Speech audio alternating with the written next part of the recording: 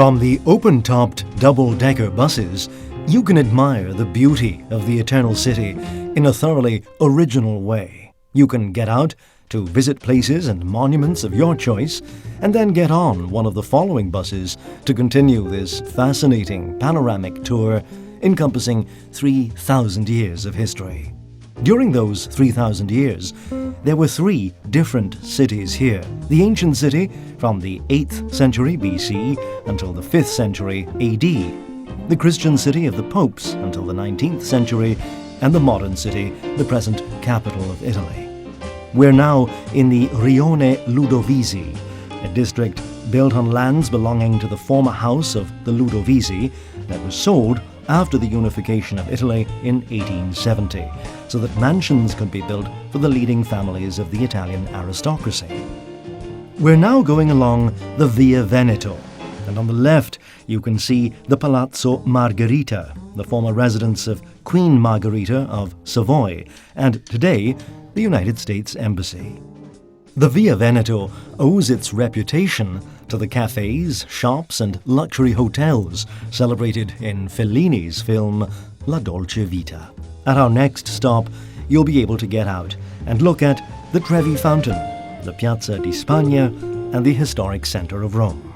We're in the Piazza Barberini, named after a noble family which gave Rome several popes and cardinals, a family also known to have used stones from the Colosseum to build and embellish their own palaces.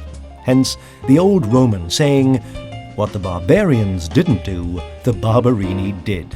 We leave the Triton fountain on our left, which was built by the famous sculptor Bernini for Pope Urban VIII in 1642. In front of you on the right is the church of Santa Susanna, built in the 4th century. Today, the home of the American Catholic Church in Rome. On the left, we leave the church of Santa Maria della Vittoria, built in the 17th century by Cardinal Scipione Borghese. In the square on our left, we leave the monumental Fountain of Moses, built in 1587 by Domenico Fontana for Pope Sixtus V. It's also known as Acqua Felice, Happy Water, a distant copy of the work by Michelangelo. We're now coming to the Piazza della Repubblica, with a fountain in the middle with statues of naiads or nymphs. Their nudity caused a great scandal in the 19th century. On the left of this square, you'll see the baths of Diocletian, one of the 4 large baths in ancient Rome. They were built in 305 AD, in just 8 years, and could contain more than 3,000 people who came here for sporting and cultural activities. As is the case with many Roman basilicas, the Church of St. Mary of the Angels was built in 1561 on part of the baths. Today, there's an epigraphical museum at the baths with 10,000 stone remains and thousands of other inscriptions on various backgrounds, baked clay or bronze. At Rome's main railway station, the Termini, which is not far from here, you can still see remains of the Servian Wall, built about 378 AD after the Gallic invasion.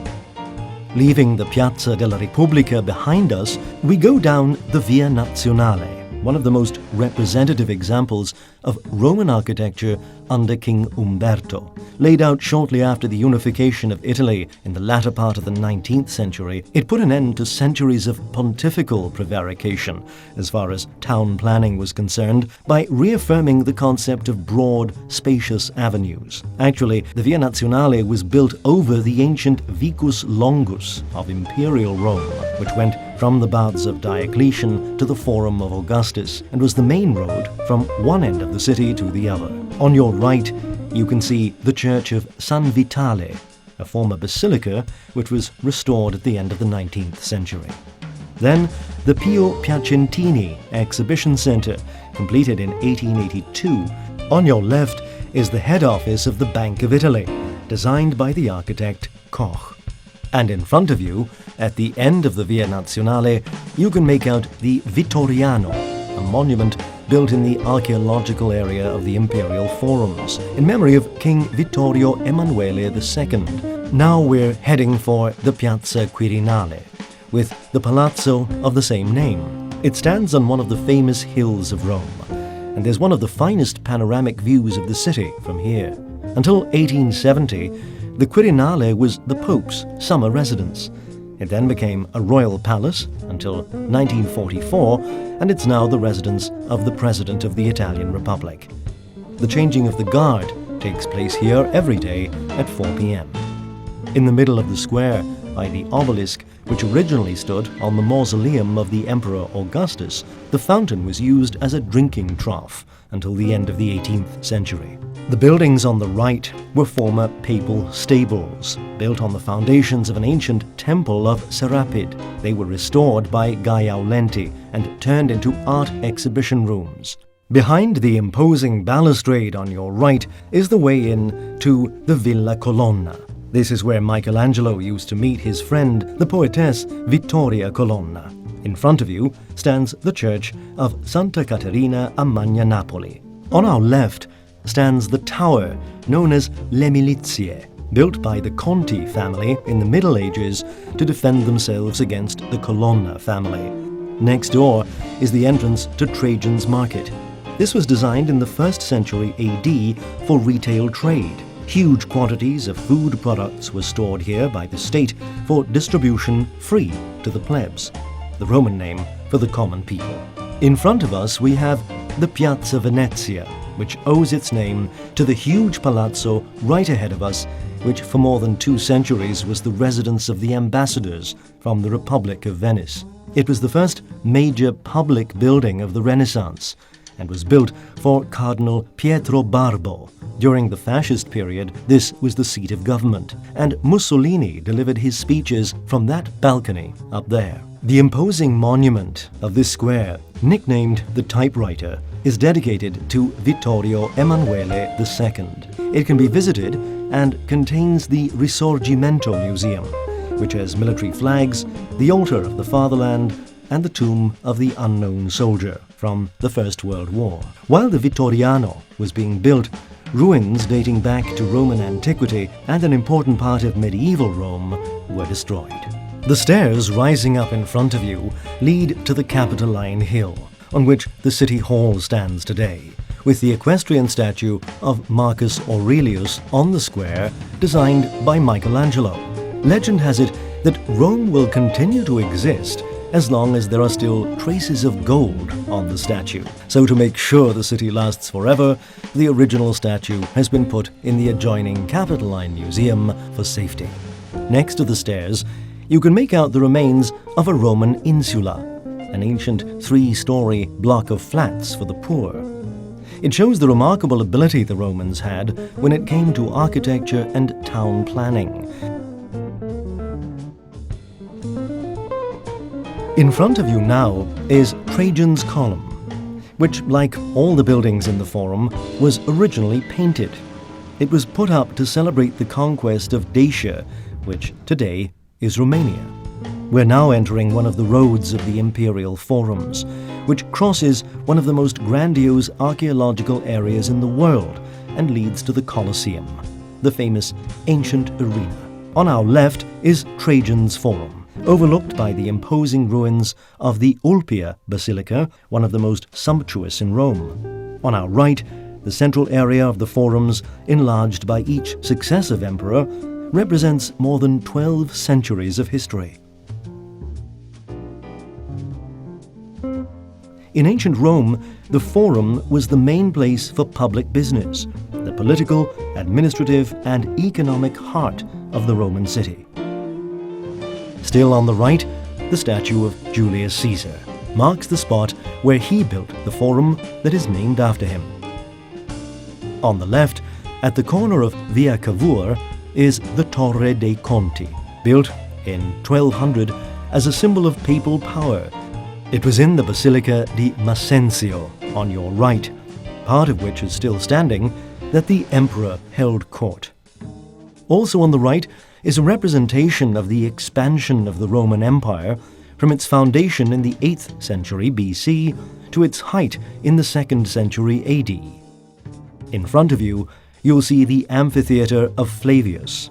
commonly known as the Colosseum, because there was a colossal statue of the Emperor Nero in it, of which only the base remains.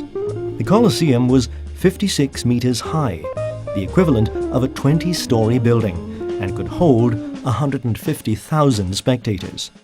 The famous combats between gladiators and wild beasts were held in this arena, but, contrary to popular belief, the historical documents contain no reference to martyrs or to massacres of Christians, which were often described in popular legends.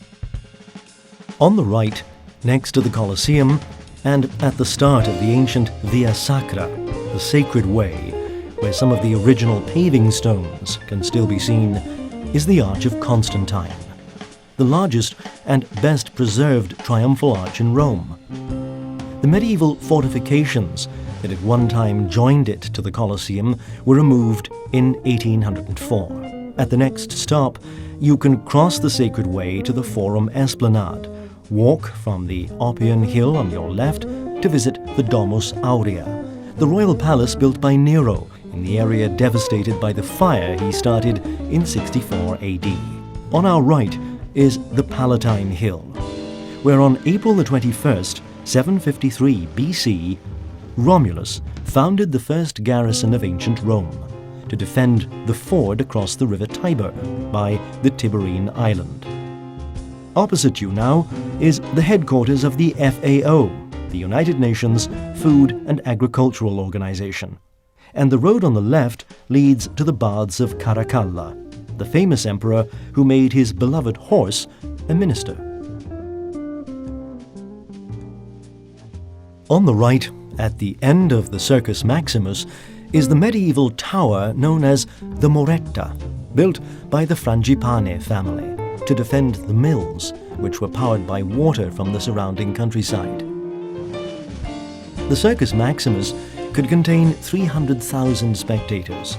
It was used for chariot races, like the ones you may have seen in the epic film Ben-Hur. Legend has it that it was during one of the competitions that took place here from the time of Romulus that the Romans committed the famous rape of the Sabine women, without which they might have died out. They were so short of wives. On your right, you'll see one of the most beautiful views of the Palatine Hill. From ancient times, this district has always been residential, and this is where the word palazzo, or palace, comes from, because all the emperors had sumptuous palaces here. In front of us, on the left, is the statue of Giuseppe Mazzini, a fervent Republican during the Risorgimento. On the left, in the city's Rose Garden, an international competition is held every year at which new varieties of roses are presented. Straight after the next bend, on your right, in the entrance of the Santa Maria in Cosmedin church, is the Mouth of Truth, a huge marble disc carved into the face of a river god. According to legend, if a liar puts his hand into the mouth, it'll be cut off, as Gregory Peck suggested in the unforgettable film Roman Holiday. On your right, you'll notice this round marble temple of Vesta, which is said to be the oldest building in the city. In front of you, on your left, in the middle of the Tiber, where the ford was in ancient times, is the Tiberian Island, once dedicated to Aesculapius, the pagan god of medicine. Continuing this tradition, there's been a hospital there since the 16th century. It was used as a place of quarantine during the plague of 1656, and still faithful to its origins, it's now completely occupied by the Fate Bene Fratelli Hospital.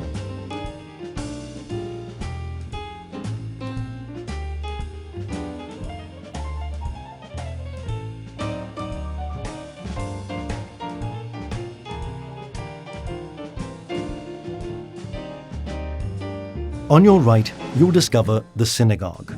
Built in the early 20th century, in a mixture of Assyrian and Babylonian styles, behind which was the Jewish ghetto of Rome, initiated by Pope Paul IV in the 16th century.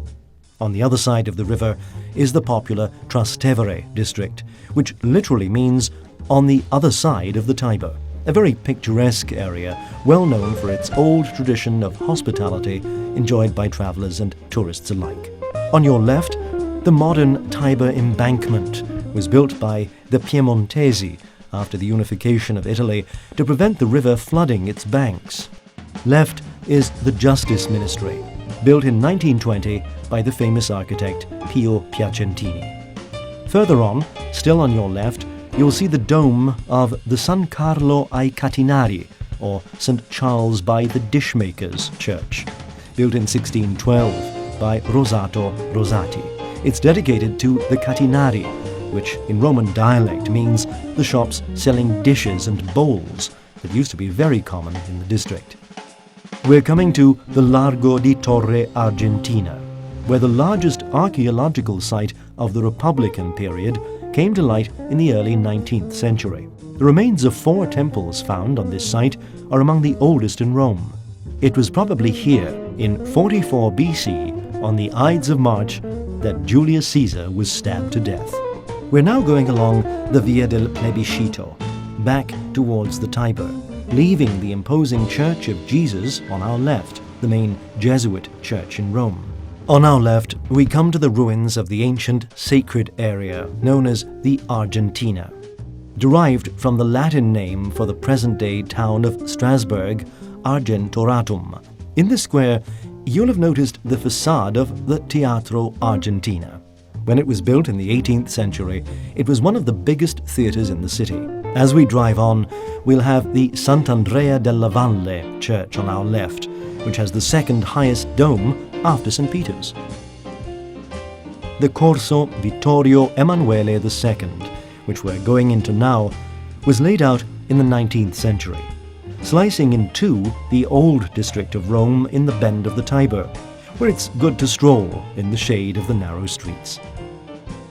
We leave on our right the Chiesa Nuova, the new church, completed in 1605. So called because it was built on the site of an older church, Santa Maria in Vallicella. We're now crossing the Vittorio Emanuele II bridge, and on your right you can see the Castel Sant'Angelo, which used to be the papal fortress, on top of which stands a statue of the Archangel Michael sheathing his sword to celebrate the end of the plague of the year 590. We're now going into Via della Conciliazione, Conciliation Avenue, the symbol of reconciliation between the Holy See and the Italian state. It leads to St. Peter's Basilica ahead of you. When this avenue was built, most of the monuments of the medieval district, known as the Borgo, were destroyed, and the 18th century Church of the Annunciation was taken down and rebuilt on the bank of the Tiber. There, rising majestically before you, is the Basilica of St. Peter, the largest Christian sanctuary in the world, built on the tomb of the Apostle. Bernini's colonnade, surrounding the square, symbolically embraces all the faithful. In the middle of the square, the ancient obelisk of Nero's circus was removed here at the end of the 16th century. Before that, it had stood to the left of the basilica, beyond the frontier of the Italian state and the Vatican.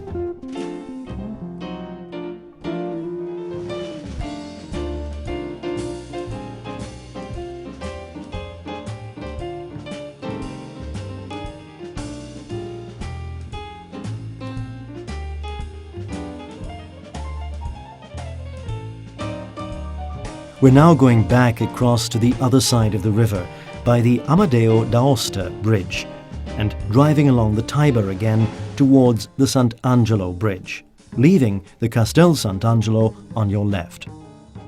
That castle originally contained the mausoleum of the Emperor Hadrian.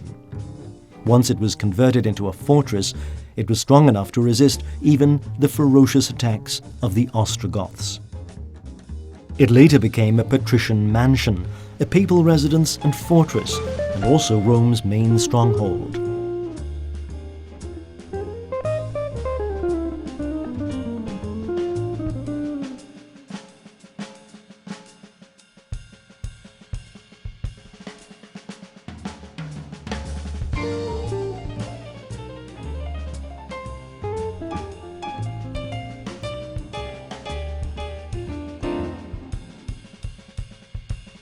On the other bank of the Tiber, to the left, are the law courts, built in the early 20th century. Today, the High Court of Appeal. On the other side of the Tiber, you can see the neo-Gothic church of the Sacred Heart of Suffrage, which contains the Souls in Purgatory Museum, a collection of objects that bear the marks of the hands of the dead. On your right is a very lively district with many restaurants and inns. The Antica Osteria del Orso was a favorite haunt of famous travelers throughout the ages. On our right, you can see the imposing facade of the Baroque church of San Girolamo degli Illirici, built under Pope Sixtus IV in memory of the arrival of the Croatian refugees fleeing the Ottoman invasion of their country in the 15th century. A bit further on your right is the Ara Pacis, a masterpiece of Roman sculpture. Consecrated in the 9th century, this altar was originally built to celebrate the peace established by the Emperor Augustus after his victories in Gaul and Spain. Restoration work was carried out in the year 2000, and the reinforced concrete covering that had been put there to protect it in the Second World War was removed.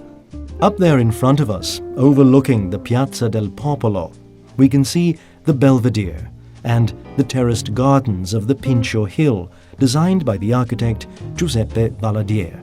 The People's Square, below, owes its harmony to that same Valadier. The Egyptian obelisk in the middle was originally erected by Ramses II. When it first arrived in Rome, it stood in the Circus Maximus. On either side of the square, there are the two famous cafes, Canova and Rosati, traditionally frequented by Roman high society. Leading off from the Piazza del Popolo, the two twin Baroque churches of Santa Maria dei Miracoli and Santa Maria di Montesanto. We're now driving along the Via di Ripetta, which used to open out onto the river port of the same name. It was made famous by painters and engravers in the 19th century, but later destroyed when the new embankments were built.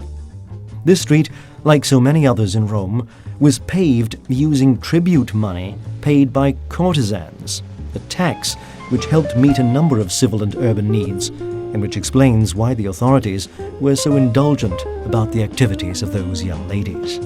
Ahead of us, on the right, we discover the mausoleum of Augustus, the tomb that the emperor had built after the victory he won in Egypt over Antony and Cleopatra. At our next stop, you'll be able to visit the historic center, the most important shopping streets like Via Condotti and Via Frattina, the Piazza di Spagna, and the Trinità dei Monti Church, for those who are prepared to brave the steps.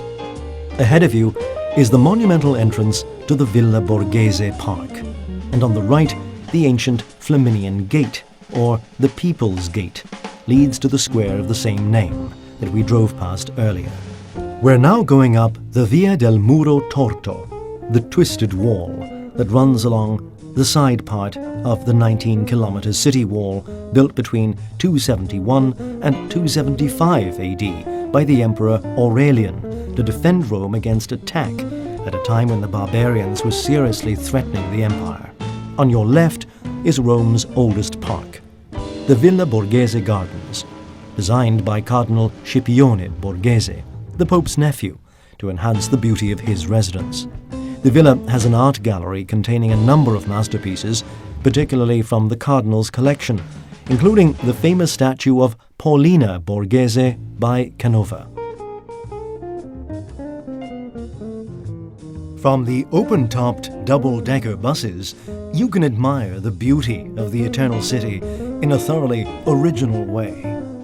You can get out to visit places and monuments of your choice, and then get home.